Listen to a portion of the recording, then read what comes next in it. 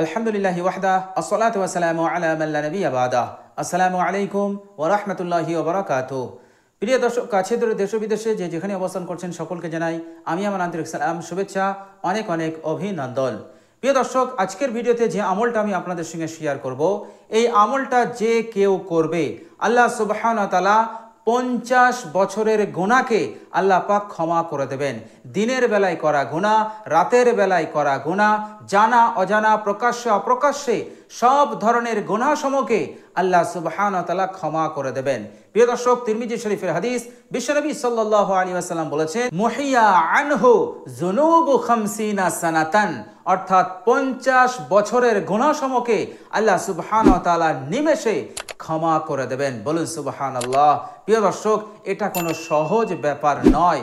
যে গুনাহের কারণে মানুষের বরকত হারিয়ে যায়, যে গুনাহের কারণে মানুষ বরকত হতে, আল্লাহ সুবহানাহু ওয়া তাআলার রহমত হতে বঞ্চিত হয়ে যায় এবং পরকালীন জিন্দগিতেও জান্নাত হতে, নাজাত হতে বঞ্চিত হবে, সেই কঠিন গুনাহ, সেই গুনাহ সমূহগুলোকে আল্লাহ সুবহানাহু ওয়া তাআলা ক্ষমা করে দেবেন।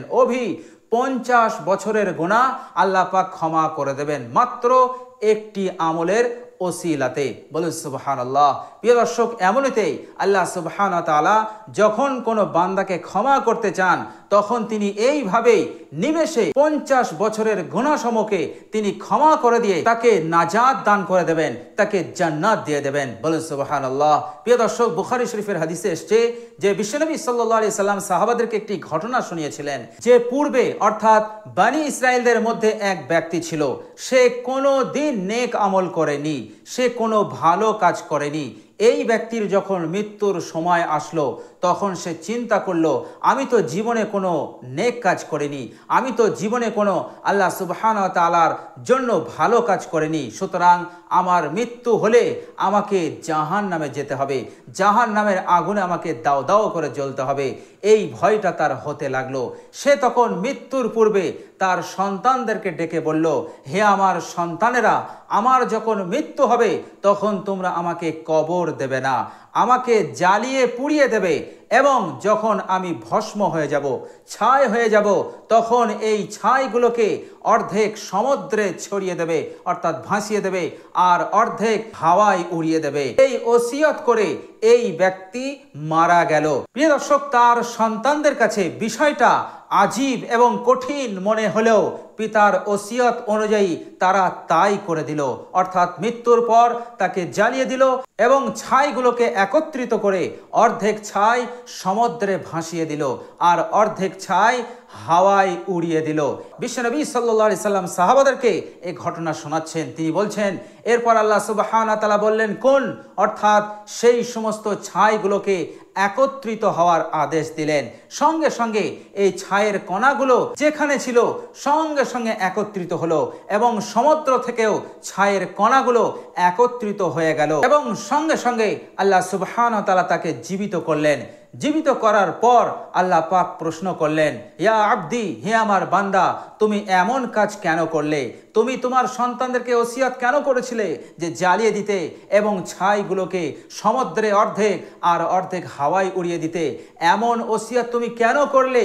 তখন সেই ব্যক্তি, বিশ্বনবী সাল্লাল্লাহু আলাইহি সাল্লাম বলছেন, সেই ব্যক্তি আল্লাহ সুবহানাহু ওয়া তাআলাকে বললেন, ইয়া আল্লাহ, আমি জীবনে একটা নেকির কাজ করিনি, একটিও ভালো কাজ করিনি। আমি জানি মৃত্যুর পর আমাকে জাহান্নামে যেতেই হবে, জাহান্নামের আগুনে আমাকে জ্বলতেই হবে। হে আল্লাহ, আপনার আযাবের ভয়ে, আপনার শাস্তির ভয়ে, আপনার ভয়ে আমি এমনটা করেছি, এমন ওসিয়ত আমার সন্তানদেরকে আমি করেছি। প্রিয় দর্শক, বিশ্বনবী সাল্লাল্লাহু আলাইহি সাল্লাম বললেন, আল্লাহ সুবহানাহু ওয়া তাআলা সেই ব্যক্তির ওপর রহম করলো এবং সেই ব্যক্তিকে ক্ষমা করে দিল। বলুন সুবহানাল্লাহ। প্রিয় দর্শক, আল্লাহ সুবহানাহু ওয়া তাআলা এইভাবেই মানুষকে তিনি ক্ষমা করেন। যখন তিনার রহমত কোনো মানুষের উপরে পড়ে যায়, আল্লাহ সুবহানাহু ওয়া তাআলা এইভাবেই নিমেষে তার জীবনের সমস্ত গুনাহ খাতাকে আল্লাহ পাক ক্ষমা করে দেন।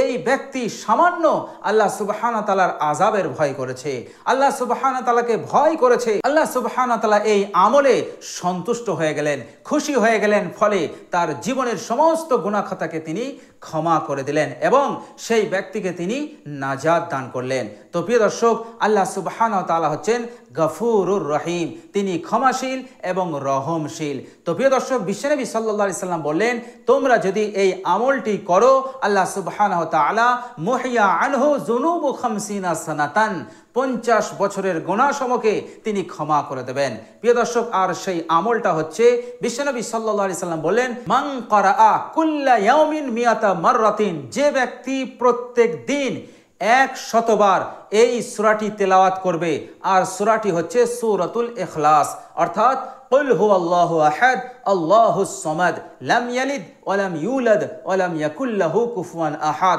এই ছোট্ট সূরাটা যদি আপনি 100 বার পড়েন, তো আল্লাহ সুবহানাহু ওয়া তাআলা 50 বছরের গুনাহসমূহকে ক্ষমা করে দেবেন। এটা বিশ্বনবী সাল্লাল্লাহু আলাইহি সাল্লাম বলেছেন, তিরমিজি শরীফের হাদিস। তো প্রিয় দর্শক, খুবই মূল্যবান একটি আমল। এই আমলটি আপনি কেন ছাড়বেন? আমি কেন ছাড়বো? অবশ্যই এই আমলটা করব, কারণ আমাদের চলতে ফিরতে উঠতে বসতে আমাদের গুনাহ হয়ে যায়। প্রত্যেক সেকেন্ডে পদে পদে আমরা গুনাহ করে ফেলি। আমরা গুনাহ করতে ভালোবাসি, কিন্তু আল্লাহ সুবহানাহু ওয়া তাআলা ক্ষমা করতে ভালোবাসেন। তো প্রিয় দর্শক, আমলটি খুবই মূল্যবান, আপনি করুন, আপনার পরিবারকে করতে বলুন। ইনশাআল্লাহ আল্লাহ সুবহানাহু ওয়া তাআলা এই দুনিয়ার জিন্দেগিতে বরকতের দরজাকে খুলে দেবেন। এই দুনিয়ার জিন্দেগিতে আপনার ইচ্ছাকে, আপনার খওয়াইশকে আল্লাহ পাক পুরো করে দেবেন ইনশাআল্লাহ, এবং মৃত্যুর পর আপনাকে নাজাত এবং জান্নাত দান করবেন ইনশাআল্লাহ।